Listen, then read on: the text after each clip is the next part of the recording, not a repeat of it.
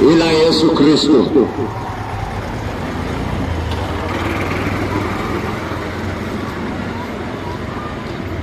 Natangaza tena kama ujumbe kutoka Mungu wa kweli aliyeniamuru, aliyenipa nguvu ili nitangaze neno lake, na ni hii: Mungu ni mmoja na Yesu Kristo ni mwana wake. Mungu ni mmoja na Yesu Kristo ni mwana wake, mzaliwa wake wa pekee. Mungu amezaa. Mungu amezaa, na mzao wa Mungu ni Yesu Kristo. Amezaliwa tangu milele hadi milele. Yeye ni kipenzi cha Mungu, kipenzi halisi. Mungu amempenda huyu mwana wake hata kabla hajaumba ulimwengu. Mungu alikuwa anajua upendo hata kabla hajaumba, alikuwa anampenda mwana wake. Amezaliwa tangu milele. Yeye yuko sawa na Mungu. Yeye ni Mungu. Kwa hivyo nitawaambia ujumbe huu kwa namna nyingine, na ni hii: Mungu ni mmoja na jina lake ni Yesu Kristo. Hakuna Mungu ila Yesu Kristo. Ninasoma kutoka kitabu cha Wakorintho wa pili, mlango ni wa 5, mstari ni wa 11, sehemu ya kwanza. Sehemu ya kwanza ya mlango wa 5 na mstari wa 11. Na inasema hivi: basi kwa kuwa tunajua hofu ya Bwana, tunajitahidi kuwavutia wengine. Mnashangaa kwa nini niko hapa? Wacha niisome tena ili usikie. Basi kwa sababu tunajua hofu ya Bwana, tunajitahidi kuwavutia wengine. Ni kwa sababu tunajua hofu ya Bwana ndio niko hapa siku ya leo. Si kwa sababu mimi ni mwenye haki kuliko mwingine. Si kwa sababu nina hekima kuliko mwingine. Si kwa sababu nimezaliwa familia mashuhuri kuliko nyingine. Ni kwa sababu ninajua hofu ya Bwana. Ninajua hofu ya Bwana ndio ninajitahidi kukuvutia wewe uje kwake Bwana. Ninafanya yangu yote. Ninalala usiku ninasema nitafanyaje. Ninalala usiku ninasema nitahubiri nini. Ninapoomba Mungu ninasema, Mungu wangu, nitahubiri kivipi laiti niweze kumvutia mtu mmoja. Mtu mmoja tu asipotee, Baba yangu, kwa sababu hofu yako ninaijua. Hofu yako ni mbaya sana. Moto wako ni wa kuogopwa. Sababu nimeuona. Sababu nimepata a small idea, a small glimpse of your terrible wrath, mighty God. How can I convince others, my God? How do I draw them from the fire, my God? How do I save them, my God? Wataokolewa aje, Baba yangu? Wengi wanapotea. Wataokolewa aje? Wengi wanaangamia. Wataokolewa aje, Baba yangu? Wengi wanaongozwa vibaya, Baba yangu, wanaelekezwa motoni, Baba yangu. Wataokolewa kivipi, Baba yangu? Watapata aje hasira yako, Baba yangu? Waonee neema, Baba yangu. Wasamehe, Baba yangu. Wavutie kwako, Baba yangu. Kwa sababu ninajua hofu ya Bwana, ninajitahidi kukuvutia wewe. Na kuhakikishia hapa siku ya leo, atambuaye hofu ya Bwana, atambuaye ghadhabu ya Bwana ni Mkristo peke yake. Mkristo halisi, Mkristo wa kweli, si Mkristo fake. Ulimwengu umejaa Wakristo fake, na wengi wanajiita Wakristo lakini hawajui Kristo ni nini. Hasomangi Biblia, hajui. Umuulize, haya, kwa nini nilimpasa Yesu akufe? Ile jibu inakupea, unashangaa, huyu ni Mkristo kweli huyu? Huyu anatambua njia ya kuokolewa ni moja peke yake. Huyu anatambua hakuna njia nyingine yoyote ile. Huyu ni Mkristo. Hapo anasema hapana, hivi dini zingine mimi sina shida nazo. Mtu akiamua kwa dini nyingine mimi sioni shida nayo. Wewe ni Mkristo wa wapi wewe? Mkristo mgani huyo? Anafikiria njia ni 5. Njia ni moja, na ambaye hayuko kwa hiyo njia amepotea. Mkristo wa kweli anaona maana ya kufa kwa mwana wa Mungu, na nakwambia neema ya Mungu katika kumtoa mwana wake wa pekee inatetemesha, inaogofya, inajaza na hofu. Yule ambaye amekaa na akili zake timamu akafikiria akasema, kwa nini Mungu amtoe mwana wake wa pekee? Kwani ilikuwa lazima? Kwani ilikuwa lazima?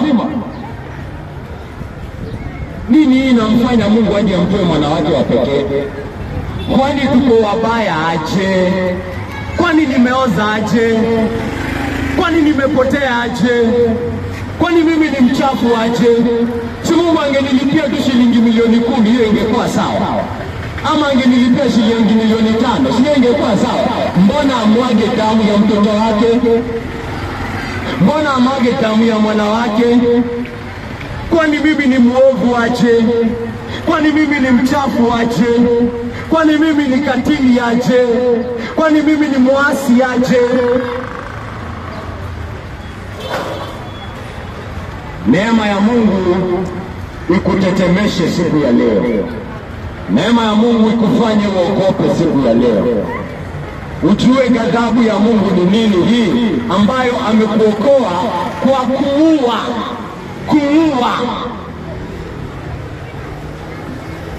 Amemuua mwana wake anayempenda. Amemuua mwana wake wa pekee. Nampata mama namwambia, naweza kubali mamako mtoto wako akufe ndio Kenya iokolewe? Aseme what? Mtoto wangu juu ya Kenya? Hapana, acha Kenya iende.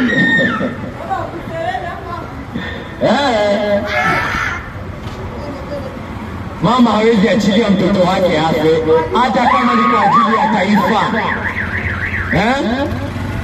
Hata kama ni kwa ajili ya ulimwengu mzima, anasema hapana, mtoto wangu siwezi achilia.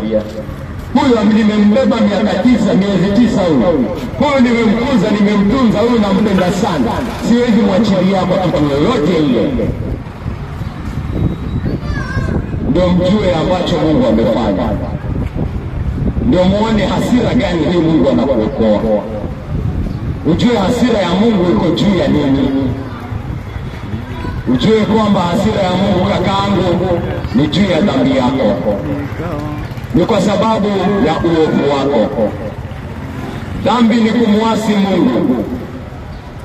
Dhambi ni kufanya mambo ambayo unafuata hekima yako na umetupilia mbali hekima ya Mungu. Hiyo ndio dhambi. Na Mungu vile alivyo msafi, lazima achukie dhambi. Lazima achukie dhambi. La sivyo Yesu Mungu mtakatifu.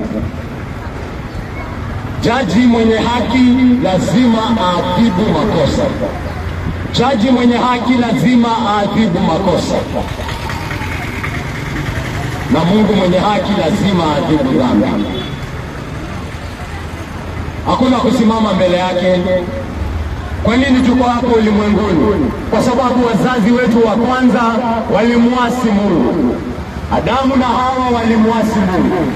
Walipewa kila kitu ambacho wangeweza kuhitaji, lakini wakaona Mungu ni kama anatuonea, hatupei yote ambayo tunahitaji. Wakati shetani alikuja akawadanganya, wakasahau Mungu kabisa, wakamuasi. Na ndio tuko hapa siku ya leo. Na ulimwengu unazaa dhambi. Mungu lazima achukie dhambi.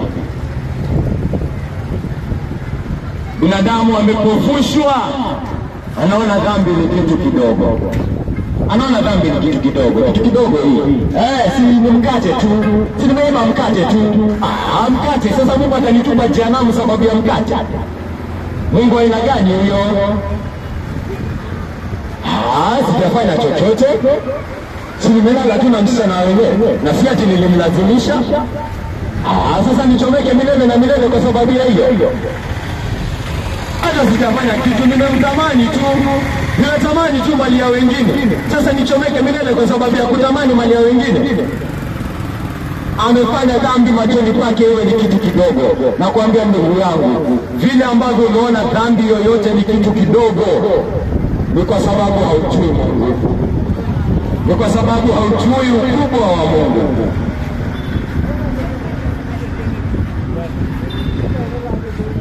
Ile siku utakapoona utakatifu wa Mungu, ile siku utakapoona ukubwa wa Mungu, hiyo ndio siku utaona uchafu wako. Hiyo ndio siku utaelewa kwa nini Yesu afa. Ndio utaona kwamba hata ile dhambi ambayo inaonekana ndogo aje machoni kwa mwanadamu inamdharau Mungu aliye juu. Inamdharau Mungu ambaye hana ila au hana dosari au uchafu wowote. Unajaribu kuleta umfu kidogo. Kuna nabii fulani anaitwa Isaya. Alijaliwa kuona muono wa pale hekalu ya Mungu pale mbinguni. Isaya alimuona Mungu, akalia akisema ameangamia.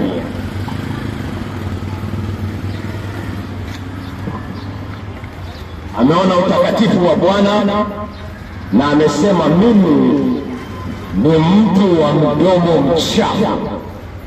Kila mtu ambaye anasimama mbele ya Mungu kwenye Biblia tunaona wanatetemeka. Hata Musa mwenyewe yuatetemeka.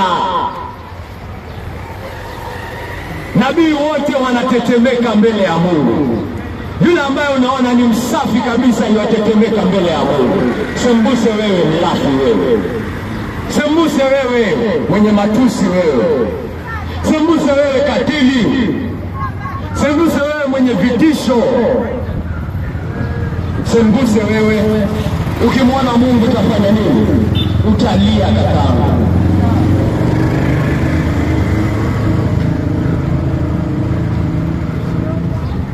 Taabu yako mwanadamu na kueleza siku ya leo ni kwamba umezaliwa katika dhambi. Taabu yako mwanadamu na kueleza siku ya leo umelelewa katika dhambi. Umelelewa hata katika dhambi. Hii dunia ambayo unakuwa ni dunia inayoongozwa na dhambi na yule mwovu. Taabu yako ni kwamba furaha yako ni dhambi. Furaha yako, hiyo ndio unafurahia, hiyo ndio unakimbilia, hiyo ndio unategemea, hiyo ndio chakula chako asubuhi hadi jioni. Ni dhambi ndio unapenda, ni dhambi ndio unakula, ni dhambi ndio unafurahia, ni dhambi ndio unalala, ni dhambi ndio unaamkia. Umezama katika dhambi, hiyo ndio taabu yako wewe binadamu wewe. Na nakwambia hiyo dhambi imekuchanganya akili yako, imekupofusha. Umefika kiasi cha kwamba sasa mwanadamu ninakueleza, unaona ni kama kwamba kitu kizuri ni kibaya na kibaya ni kizuri. Unaenda kwa mwingine unamwambia ninataka kuanzisha biashara, anakuambia umepata godfather, umenipa nani? Kama huwezi nipa mtu biashara haiwezi simama. Umeanza kuona sasa ufisadi ni kitu kizuri. Ufisadi ni kitu ya kumsaidia kujenga biashara. Wizi ni kitu kizuri. Kuuza madawa ya kulevya ni kitu kizuri. Amefanya yale mambo mabaya yawe ni mazuri. Kwa nini? Kwa nini? amechanganywa na dhambi, amezaliwa na dhambi, amekuzwa katika dhambi, anaongozwa na dhambi. Sheria ambazo amepewa ni sheria ambazo zinamfanya ajisikie ni kama kwamba mimi ni mtu mzuri kwa sababu mimi huomba, mimi ni mtu mzuri kwa sababu natoanga pesa kanisani, mimi ni mtu mzuri kwa sababu nasaidianga maskini. Lakini bado mfisadi, muongo, katili, mwenye vitisho, mwenye uongo, mwenye kutesa bibi yake, mwenye kutesa familia yake, dhambi imemchanganya. Unamuuliza, kwa nini unatesa bibi yako? Kwa nini uko na mke pale nje? Anasema hapana, ninataka kuwa na watoto wengi. Watoto wengi watanisaidia, watanichunga nikikuwa mkubwa. Ameanza kutetea uzinzi wake. Amen. Ameanza kutetea uovu wake. Amen. Amen. Ameanza kutetea tamaa yake. Kwa nini? Kwa nini tuko hivi? Kwa nini uko hivyo wewe binadamu? Na kueleza, na kuambia Biblia inakuambia umezaliwa hivyo, umelelewa katika dhambi, hadi furaha yako ni dhambi, hadi sasa dhambi ndio unaona ndio mzuri. Utakatifu wa Mungu umepofushwa, hauoni. Furaha yako inafaa kuwa utakatifu wa Mungu. Sasa ukihubiriwa utakatifu wa Mungu unatoroka. Saizi ukihubiriwa utakatifu wa Mungu unakasirika. Saizi ukihubiriwa utakatifu wa Mungu unatafuta kisu udunge anayekuhubiri. Amen. Kwa nini? Kwa nini unafanya hivyo? Ni dhambi imekuchanganya. Umechizi na dhambi. Hautaki kusikia kuhusu utakatifu, hutaki kusikia kuhusu usafi, hautaki kusikia kuhusu kutokuwa na dosari, kutokuwa na ila. Unasema hapana, dhambi kidogo kidogo si mbaya, si mbaya.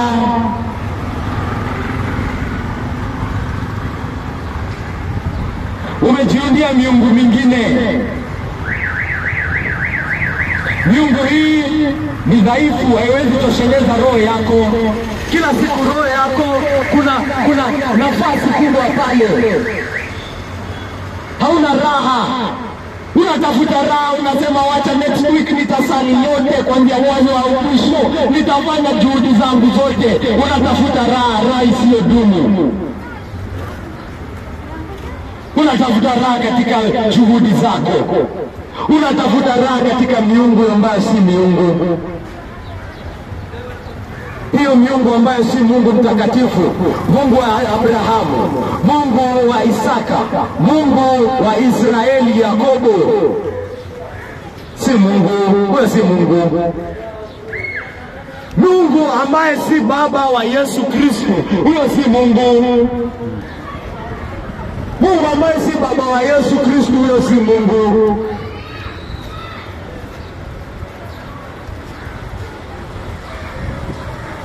Anamkimbia huyu Mungu wa kweli. Anajiundia miungu isiyoweza kutosheleza roho. Na miungu hii, kando na kutoweza kumtosheleza roho yake, ni dhaifu sana kumshingilia asitende dhambi. Anaongozwa sasa na dhambi. Anaongozwa. Hii miungu inamwambia tunaweza kukusimamisha usitende dhambi, lakini ni hafifu sana. Ni hafifu. Bado hasira imejaa pale. Bado wivu umejaa pale. Bado ugomvi umejaa pale. Bado kisasi kimejaa pale. Bado kutafutia watu wengine shida imejaa pale. Na anasali kila siku, na anafunga kila siku, na anafanya matendo mema kila siku, lakini wivu, hasira, ukatili, uaji umejaa pale. Mungu wake ni hafifu sana, hawezi mshikilia. Hana nguvu ya kumshikilia asitende dhambi. Mungu wake hana nguvu. Imefika hata anapofanya dhambi yake anaona ni kama kwamba anaitenda kwa ajili ya huyo Mungu wake. Ninaua kwa sababu ninamtumikia Mungu. Ninadanganya, lakini udanganyifu wangu ni kumtumikia Mungu. Huyo ni Mungu mtakatifu. Huyo ni Mungu mtakatifu. Hata unadanganya kwa sababu yake. Unadanganya kwa utukufu wa jina lake. Kwani Mungu wapi huyo? Hakika huyo si baba wa Yesu. Pengine Mungu mwingine, pengine miungu mingine, lakini si baba wa Yesu. Baba wa Yesu hatatutuma hapa kudanganya watu.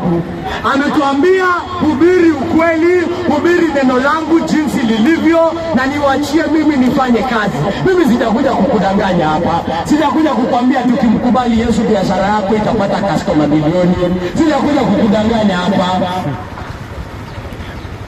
Nimekuja kukwambia usipomkubali Yesu, usipompokea Yesu, na kuhakikishia umepotea na utaangamia. Amen. Amen. Usipomkubali Yesu, usipompokea Yesu, usipomwabudu Yesu, utaangamia, na hiyo na kuhakikishia. Ninajua hofu ya Bwana. Nimeijua kwa sababu mimi ni mwenye dhambi. Na hofu ya Bwana iliponikamata, nilipoona jinsi ambavyo mimi ni mchafu, nilipoona jinsi ambavyo nimemwasi Mungu, nilitambua hakuna kitu chochote ninaweza fanya. Juhudi zangu haziwezi fanya chochote. Hata niende kanisani kuanzia leo hadi kufa kwangu, hakuna chochote ninaweza kufanya. Ni Mungu aniokoe, ni Mungu anikomboe, ni Mungu anihesabu haki, ni Mungu anioshe. Asipofanya jambo, hakika nitaangamia. Hakika nitaangamia. Hata nitoe mali yangu yote nipewe maskini, hata nijitolee mwili wangu wote nipigwe, hata nijitolee nifanye kazi nzuri kutoka kuzaliwa kwangu hadi kufa kwangu, haitoshi. Mimi ni mchafu kupindukia. Hata nipige safari kwenda wapi, nitarudi na huu uchafu na kutoka hiyo safari. Amen. Nitasafiri, nichukue ndege na nirudi, na nitarudi na huu uchafu wangu.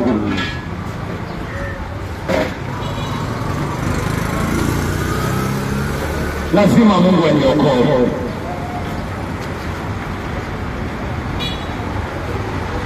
Mungu ni mkubwa bado. Hasira yake ni kubwa bado. Hata binadamu amshushe katika dhambi yake. Hata binadamu amzime ukweli wake katika dhambi yake. Hata binadamu ajipofushe macho kiasi aje, bado Mungu anabaki mtakatifu, anabaki mkubwa, na anabaki na hasira mbaya sana dhidi ya dhambi. Ghadhabu kubwa sana dhidi ya dhambi yako bado inabaki. Hata udanganywe yacho. Waambia hiyo ni kitu kidogo. Fanya matendo mawili matatu mazuri, Mungu anasahau hiyo. Hiyo anasahau. Hiyo usijalie anasahau. Sasa unaishi maisha ya kutenda mazuri, ukitenda mabaya. Unatenda mabaya, ukitenda mazuri ndio ucancel. Kwa si Mungu Baba wa Yesu Kristo, na huyo si Mungu. Unaambia hiyo si shida kubwa hiyo tubu tu, ukifanya nini kidogo uko sawa. Hiyo Mungu anasahau. Si amesema yeye mwenyewe funga siku 10, siku 20, mwezi wa 8, mambo kwisha hiyo. Atulifanya nini ulipa? Usijali, hiyo anasamehe. Wakaangu hutajua hasira ya Bwana. Kuomba haioshi, kufunga haioshi, kutoa pesa haioshi, safari haioshi, kuanguka chini haioshi, juhudi zako haioshi. Hakuna kitu inaosha ila damu ya Yesu Kristo. Amen. Hakuna, mpaka upokee ambao Yesu alikufanyia. Nakwambia watu hawampokei Yesu kwa sababu hawajaona hatia yao. Nakwambia watu hawampokei Yesu kwa sababu hawajaona uovu wao, hawajaona hukumu ambayo iko juu ya kichwa chao. Watu wanajiona ni wazuri, watu wanajiona wanaweza kujisafisha, watu wanajiona wanaweza kufanya mambo waokolewe. Mimi nakuhakikishia siku ya leo, naomba Mungu akufungue macho, kwa sababu haujui hofu ya Bwana. Haujui dhambi yako kiasi chake ubaya wake. Haujui wewe ni kipofu. na utaangamia katika upofu wako kakaangu. Ninalia usiku ninasema, baba yangu wataokolewa kivipi? Baba yangu wanaambiwa ni wataokolewa kwa kufunga. Baba yangu wanaambiwa ni wataokolewa kwa safari. Baba yangu wanaambiwa wataokolewa kwa sijui nini, kwa kutoa chakula, pesa kwa watoto. Ai baba yangu wasaidie. Wataokolewa kivipi baba yangu? Wanakufa wengi siku baada ya siku. Wanakufa katika dhambi zao. Wanakufa bila Yesu Kristo. Utawasaidiaje baba yangu? Wasaidie Mungu wangu. Wasaidie Mungu wangu. Waokoe Mungu wangu. Wasipotee Mungu wangu. Wewe ni Mungu mwenye upendo. Wewe ni Mungu utafutaye wenye dhambi. Hakika uliwatafuta hadi pale msalabani. Ulijitolea hadi pale msalabani. Au kusimama Mungu wangu. Uliacha hata damu yako imwagike. Mungu wangu, waokoe. Waokoe.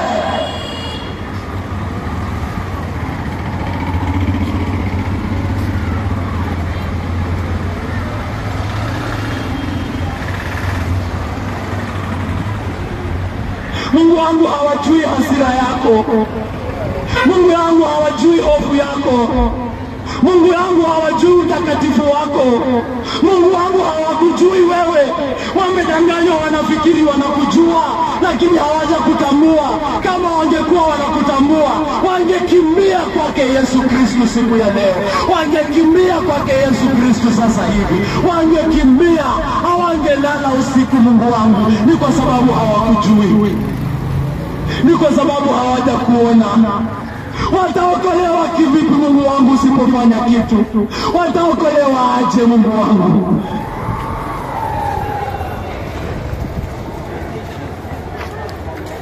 Mungu wangu waokoe.